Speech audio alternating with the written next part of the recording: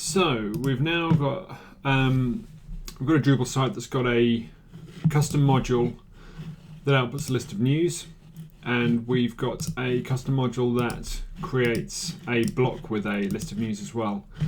So we can see that here. But we've got some challenges here because the list module has got this query code and this output code, and the block module has got the same thing. But there's a lot of duplicate code.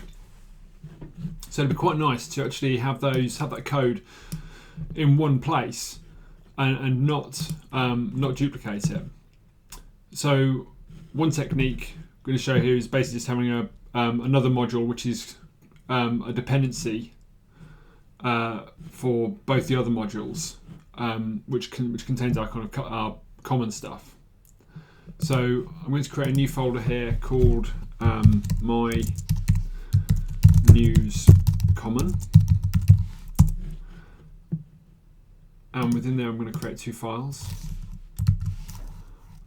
my news common.info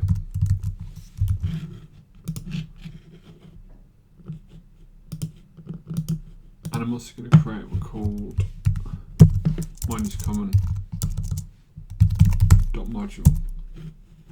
And once again, we're going to copy the info code there. So I'm going to call it my news common, and we're going to say this module contains common code for the my news modules.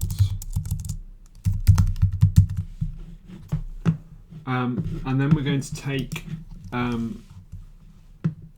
one of the lines from a info file. So this is just from the Drupal site on how to Drupal page on how to write info files. Drupal module info dependencies. So there's a page on this, and this is basically just how you specify a dependency. So we're going to take that, and we're going to try putting that in here. We're going to say that's dependent on the my news common. And we're also going to take that and we're going to put that into the my news module as well. And we're going to enable my news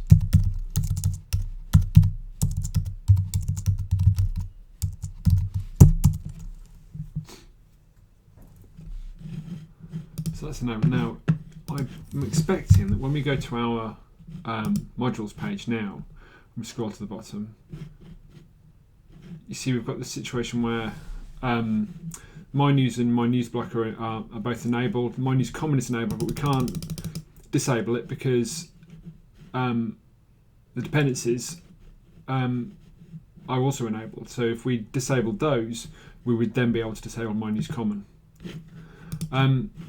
So with that updated, let's close our info files down.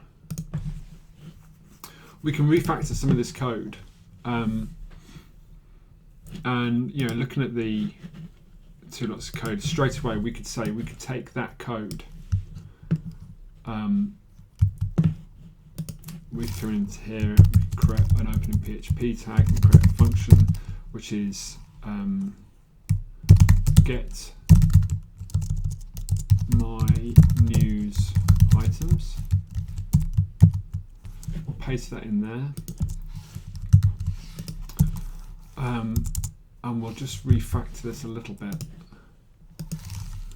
So if it errors, we'll return,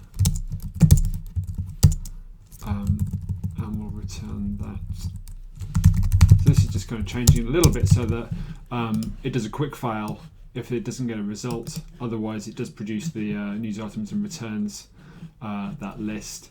And here, one of the key things that's different between the the block and the news module is the range. So we know we want to be able to basically pass in something like num items. So we could pass that into there, and we'll put that equals 10. So in here we can just say news items equals that. We can do that. That can go up to there like that. That's nice and easy. Take that, go to my block module, go down there, take that, and we'll put 5 in there. And we should now, in theory, have the same kind of result. So reloading that, we've still got our news block module, which is great. And if we go back a page, oh, no, that's not what I wanted. If we go to our My News page, we've still got our list of news. So that's worked out quite well.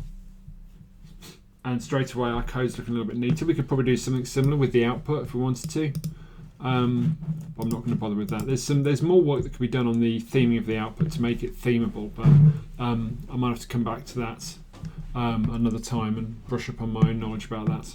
But for the moment, that's just kind of one mechanism you can use to kind of refactor code a little bit and just get things into a more standard format. So if you've got code you want to reuse, you could create a separate module that has your common stuff in it.